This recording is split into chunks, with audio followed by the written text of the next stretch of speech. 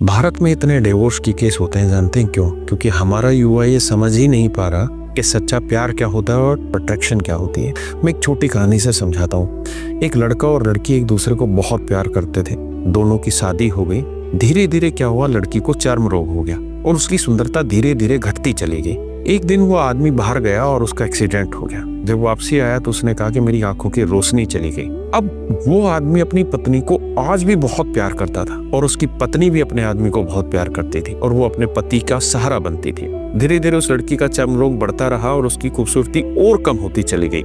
एक दिन आया जब उस लड़की की मौत हो गई। अब वो लड़का बहुत उदास हुआ और उस शहर को छोड़कर जाने लगा। तो उसके दोस्त ने उससे पूछा कि यार, अभी तक तो तेरी पत्नी तेरा हाथ संभालती थी, वो रास्ता दिखाती थी, अब तुझे कौन रास्ता दिखाएगा? उसने कहा कि मैं अंधा था ही नहीं, मुझे सब दिखाई देता था, लेकिन मैंने अंधा होने का नाटक सिर्फ इसलिए किया क्योंकि अगर मेरी पत्नी को ये पता होता कि मैं देख सकता हूँ तो वो अपनी बीमारी से ज्यादा इस बात से चिंतित होती कि मैं क्या सोच रहा हूँ। मेरे दोस्तों, कई बार रिश्ते बचाने के लिए ना बहुत कुछ नजरअंदाज करना पड़ता है।